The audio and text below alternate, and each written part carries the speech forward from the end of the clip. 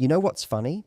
The person who cared the most often becomes the most unforgettable. Not because they kept texting, not because they begged for closure, but because when they walked away, they took their energy with them. Now, for most people, that's just a breakup. But for someone who's emotionally avoidant, that's torment. Because suddenly, the thing they ran from, the intensity, the connection, the vulnerability, it's not chasing them anymore. The dynamic between a super empath and an emotionally avoidant partner is one of the most emotionally charged and paradoxical connections two people can experience. At its core, it's the collision of two opposing forces, one who feels everything and one who fears feeling too much.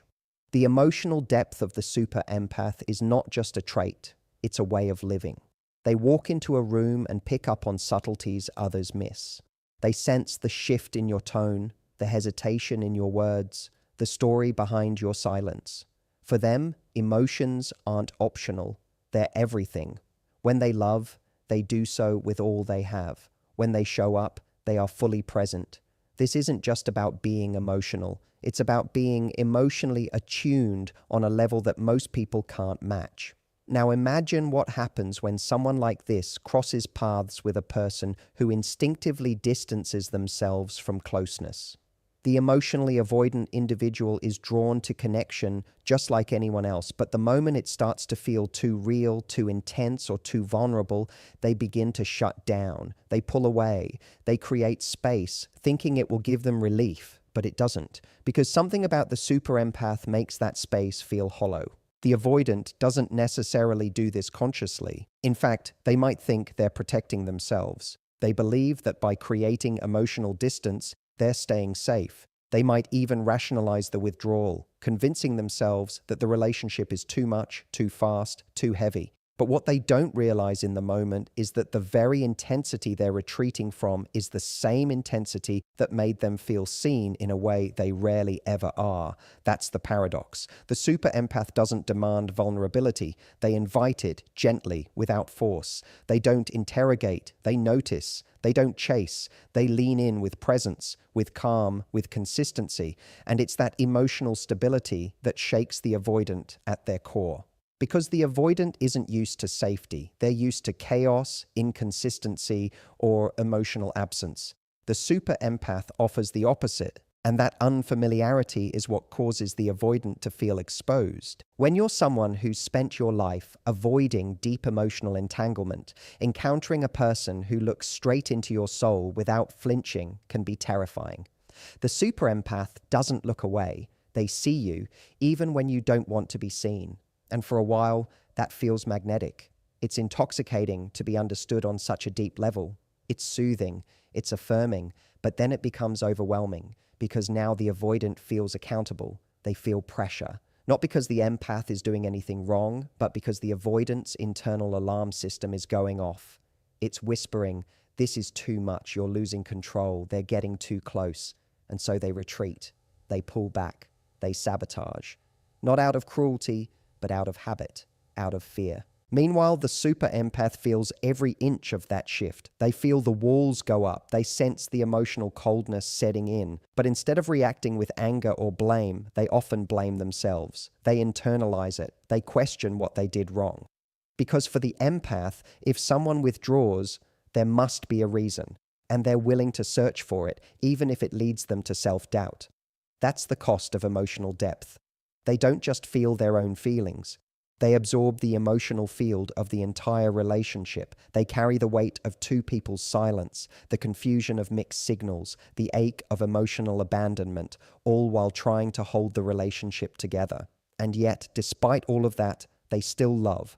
They still show up until they don't. And that absence, the moment the super empath stops trying, is when the avoidant begins to feel the depth they tried to escape.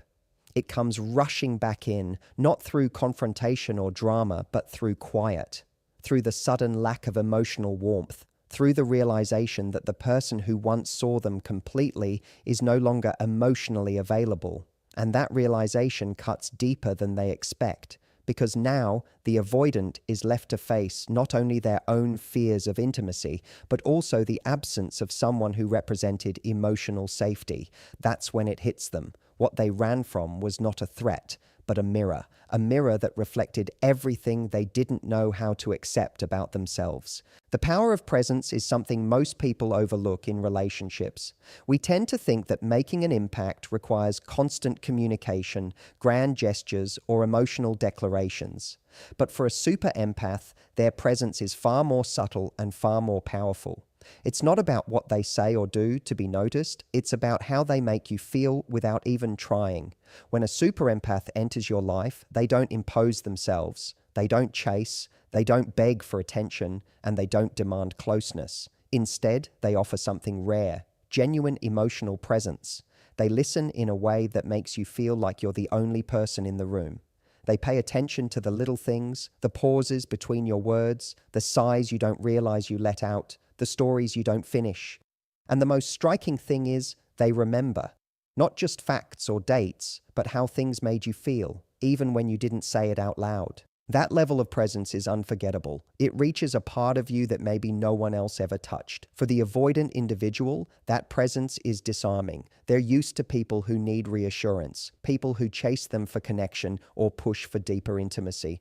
But the super empath doesn't do any of that. They don't try to fix you, they don't invade your space, and they don't guilt you into opening up. They simply stay. They exist with you in your discomfort without forcing resolution. And it's that very calmness, that grounded energy that starts to get under your skin. Not in an irritating way, but in a way that sticks. Even after they're gone, you remember what it felt like to be seen like that. What most people misunderstand about the avoidant is that their avoidance isn't about not wanting love. It's about fearing what love requires: vulnerability, surrender, trust. And in the presence of a super empath, those fears come up fast because the connection feels real, too real. The empath isn't trying to unlock the avoidant's heart, but their very presence makes the avoidant feel things they've spent years trying to avoid. That feeling of being emotionally naked without having said a word, that feeling of being understood before they even know what they're trying to say. It's not something they can explain or categorize, it's just felt. And the moment that empath walks away or steps back, something strange happens.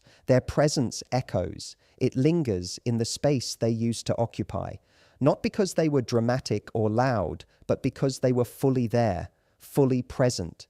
In a world where most people are halfway invested or distracted or guarded, the super empath showed up fully. And when someone like that leaves, you don't just miss the person, you miss the feeling they gave you. That stillness, that safety, that emotional clarity. Avoidants often assume that distance brings peace, that pushing people away gives them back their sense of control. But when someone like the super empath exits, that emotional distance becomes suffocating.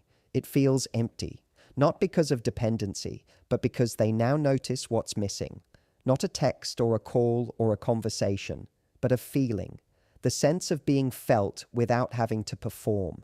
The quiet knowing that someone had the emotional intelligence to sit with you in your chaos without turning it against you. That's rare. That's not something you can recreate easily. And it's not just the big moments that stay with them, it's the little ones. The way the empath made space for their silences. The way they didn't flinch when things got emotionally messy. The way they didn't withdraw when the avoidant pulled back. They just stayed centered. Not needy, not reactive, just present. It's that energy that starts to live in the avoidant's memory.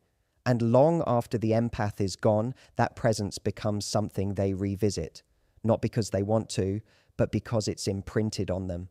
It becomes the quiet voice in their head during lonely moments, the calm they now crave but don't know how to recreate, the emotional availability they didn't know they needed until it was no longer there. When a super empath and an emotionally avoidant person connect, what's happening beneath the surface is far more complex than just attraction or chemistry. It's not simply a case of opposites attracting, it's the dynamic of one person unconsciously triggering what the other has spent years trying to avoid.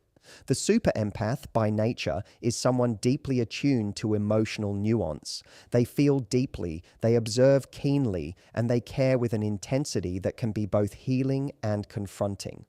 On the other side, the avoidant is someone who has often built an entire emotional framework around control, distance, and self-protection.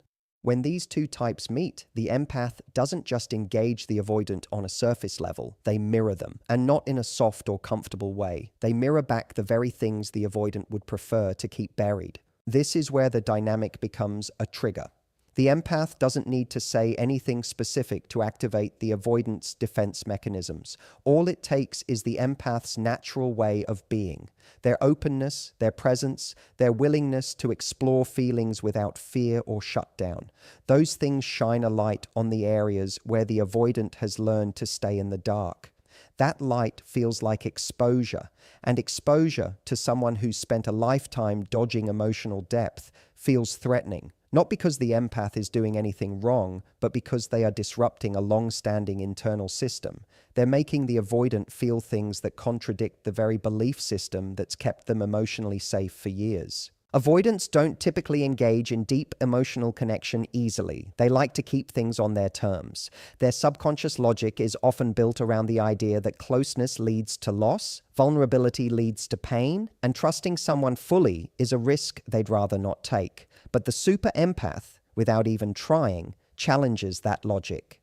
Just by being emotionally available, consistent, and deeply intuitive, the empath creates a dynamic where the avoidant begins to experience intimacy in a way that feels real and immediate. That reality is exactly what becomes triggering. Because now, the avoidant isn't just intellectually aware of their fears, they're feeling them. They're being asked, not by words but by emotional energy, to engage with parts of themselves that have long been kept dormant. The avoidant begins to see themselves through the eyes of the empath, and that reflection isn't always flattering. They see their deflections, their withdrawal, their patterns of detachment, and for the first time, those things don't feel like strengths. They feel like shields that have kept them from connection. But instead of confronting that truth, the initial reaction is often resistance. That resistance shows up in all the usual ways: pulling back when things get too intimate, creating conflict to regain distance, shutting down emotionally when the relationship starts to feel too safe. These actions are not meant to harm the empath, but they do. Because the empath takes those shutdowns personally.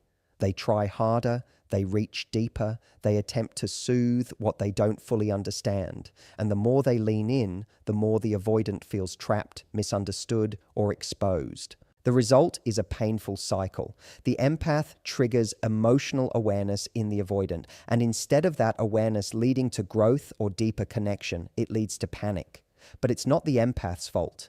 They didn't come into the relationship to expose or provoke. They came in offering love, stability, emotional depth. They came in willing to feel what the avoidant wasn't ready to feel. And ironically, that's exactly why they become unforgettable. Because they were the mirror, the moment that showed the avoidant not just who the empath was, but who the avoidant could be if they let go of fear.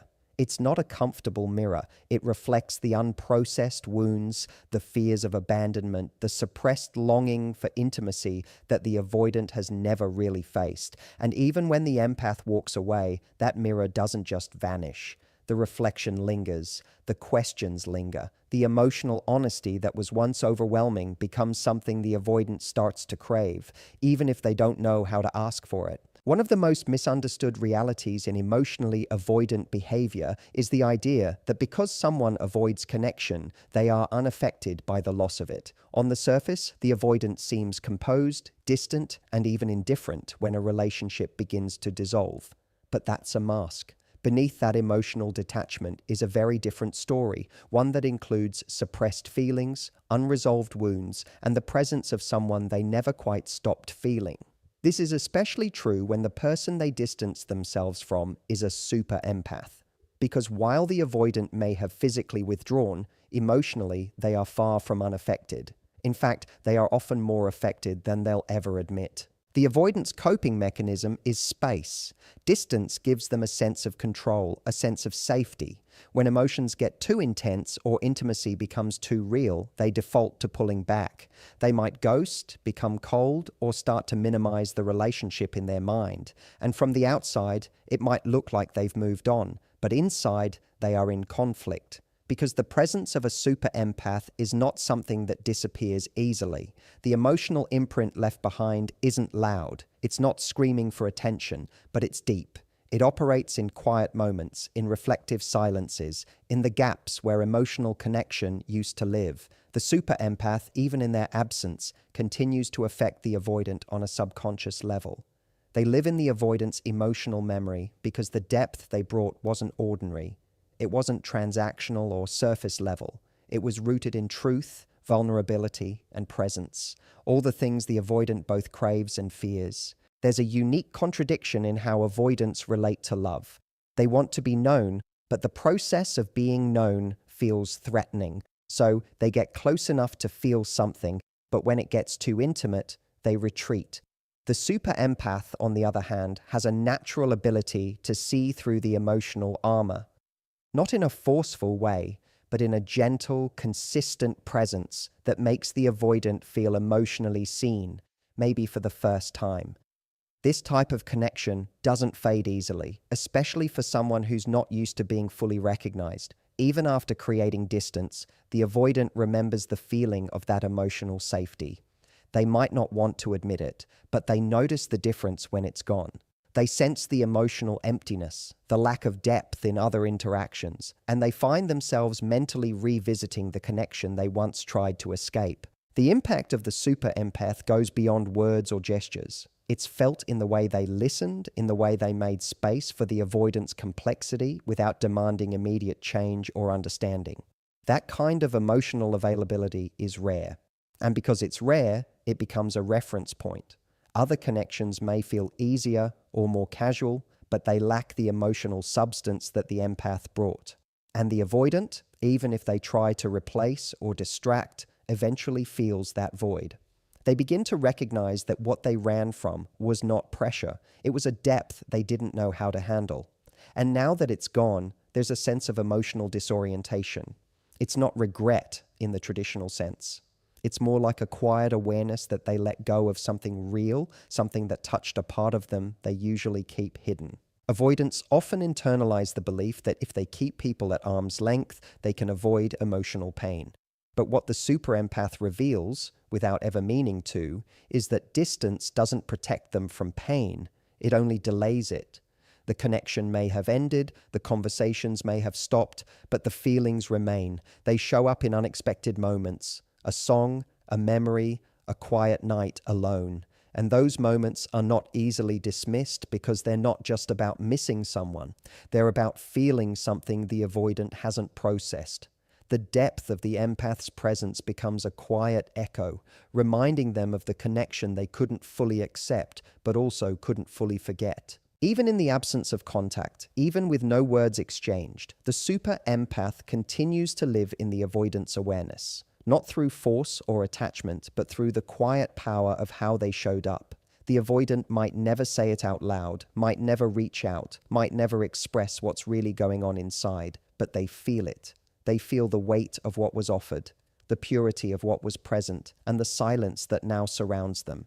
Because emotional avoidance doesn't erase emotional impact. It just buries it, and the deeper the connection was, the harder it is to keep buried. One of the most profound ironies in the dynamic between a super empath and an emotionally avoidant person is how the one who was the most present, the most giving, the most emotionally available, ends up occupying more space in the mind of the one who ran away. It's easy to assume that the one who pulled back has forgotten, moved on, or is unaffected. But the truth is, the super empath doesn't fade into the background. They become an internal presence, a memory that doesn't just resurface occasionally, but lingers quietly beneath the surface, sometimes for months or even years.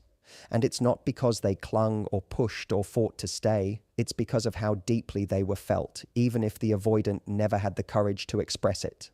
The super empath doesn't operate through control. They don't manipulate, they don't guilt, and they don't try to force their way into someone's heart. They simply give. They give their attention, their presence, their emotional insight, their stability, and because they're not loud about it, because they're not reactive or emotionally chaotic, their impact sneaks up on the avoidant in the quietest ways. When the noise dies down and the distractions lose their appeal, what remains is the feeling the empath empath left behind, a feeling of being deeply seen, of being emotionally accepted without performance, of being loved without conditions. And that kind of feeling is hard to replace, especially when every new connection feels a little less alive by comparison. Avoidants tend to convince themselves that emotional independence means not needing anyone. They build walls around their vulnerability because the idea of someone knowing their emotional world feels unsafe. So when they meet someone who actually sees into that world, their instincts scream to retreat. But the empath never tried to intrude. They were simply present, and that presence becomes something the avoidant replays in their mind. Not because they want to suffer or dwell in the past, but because the connection was never about drama, it was about truth. And when you experience something emotionally honest, you can't unfeel it. You can't just override it with logic or denial. Even when the avoidant tries to numb themselves or reframe the relationship as something that wasn't that deep, the memory of the empath's energy remains stubborn. Because the empath didn't just engage with the avoidant's persona, they connected with the parts that were unguarded, even if only for fleeting moments. And those moments are what stay. The random glance that felt like it saw straight through them. The late-night conversation where, for a brief second, the avoidant let their guard down. The emotional support that was offered without strings. These moments seem small, but they create an imprint that time doesn't erase easily. Over time, the avoidant may find themselves in new relationships that feel safer, less intense, less emotionally confronting. But deep down, something feels different. They notice the absence of that emotional resonance, the way new partners don't read them quite the same, the way they don't feel as fully seen or understood. And that comparison, no matter how unintentional, brings the empath back into focus. They begin to recognize that what they once pushed away wasn't pressure. It was a rare kind of connection that asked for nothing except honesty, a connection that didn't demand perfection, just presence. The avoidant might try to distract themselves with logic, reminding themselves why they needed space, why they pulled back, why it wouldn't have worked. But those justifications begin to ring hollow when they realize that what they miss isn't about compatibility or conflict. It's about depth, emotional depth. The kind that can't be forced, can't be performed, and definitely can't be forgotten. And because the empath didn't try to stay where they weren't wanted, because they eventually honored their own worth and stepped away, their absence becomes even more powerful. It's not the absence of noise or drama, it's the absence of peace, of stillness, of emotional safety. In the moments the avoidant least expects, they'll find the memory of the empath returning. In quiet thoughts, in emotionally vulnerable moments, in sudden waves of reflection, not as a ghost that haunts, but as a presence that never really left. Because even though the empath may be gone physically, they live on in the space they once held so gracefully. Not through constant reminders or forced nostalgia, but through the quiet way they made the avoidant feel. Safe, understood, accepted. And the more time passes, the more the avoidant realizes that what they lost wasn't just a relationship. It was a mirror, a sanctuary, a connection that demanded nothing but offered everything.